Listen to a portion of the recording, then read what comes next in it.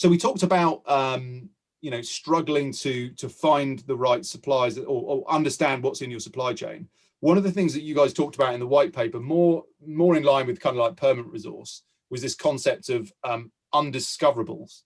So this was kind of what you were talking about when you were talking about people potentially having a real aptitude for a certain thing where they could be trained up and you wouldn't necessarily need to go out of the company. You've already got somebody who's bought in, who's very loyal, they've got the right culture and lots of other good attributes.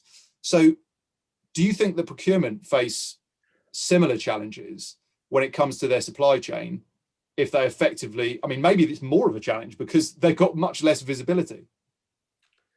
Yeah, I mean, I think that's, discovering who is actually in your supply chain, especially when we start to get down to the tail end of it, is pretty difficult. It's quite often I've, sat with and gone through manual invoicing, checking with procurement to try and understand what POs and what cost codes were actually associated back to what piece of work was being done. Was somebody really buying that much paper for their department? But just to go back to the point, I'm going to give you a bit of a politician answer here. So I'm going to go back to the point you made before about procurement time and effort, because I think it's related. So one of the advantages of getting control of your services procurement spend is the time that allows back in a category manager's day to get on with meaningful procurement activity. Being involved in the procurement and the construction of a statement of work for a one-off piece of consultancy or say a sub 100K SOW is not a meaningful use of that procurement person's time. Having the time back to sit and look at the strategy, look at supplier diversity, and to go back to that big four and associated brands C-suite relationship, to get into that, to understand what work is being done, who is coming into the business, how much are they charging, rather than the black hole that we've all witnessed within businesses where it's almost an untapped lever for coming in to come do some work, and procurement are on the catch up because they're trying to write the SOW after the work's been done almost in some cases. Yeah.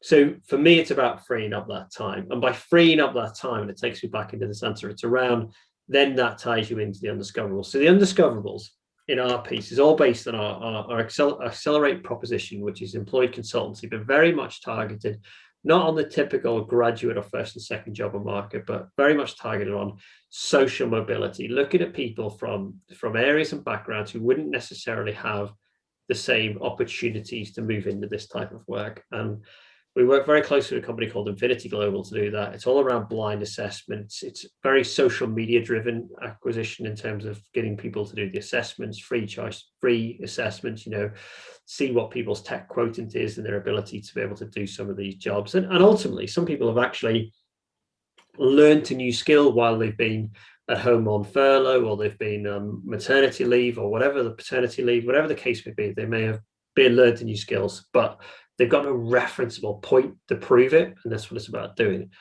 So if you think about that from a procurement point of view, actually it's fairly similar. You will have in your supply chain, there is a tail, as we all know, it goes down into a long, never-ending tail in some cases, and these consultancies might be delivering you one small piece of work for one of your locations somewhere in the UK or somewhere abroad, and they may be absolutely fantastic. Or in some of the recent cases that I've seen, they're actually overseas. They're delivering the work that you need in that employment without boundaries. They're out in Poland or Estonia or Latvia, and they're able to do some of this tech work.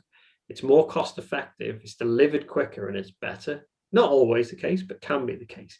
And how do you uncover those little gems within your supply chain that you then can give our visibility and access to the rest of the business for, which allows you to move the business faster, make your relevant procurement, savings if required, but ultimately make sure there's no overrun in the project spends, make sure they're delivered on time, make sure it's compliant and everything follows the process. And you're de-risking all the time there while still giving yourself the opportunity for innovation and do things better. And I think for me, it all comes back to the time. If you can automate some of the process, you can standardize some of it, and you can give yourself visibility, you can start to see who is actually delivering the work, to what standard, on what timescale, and at what cost.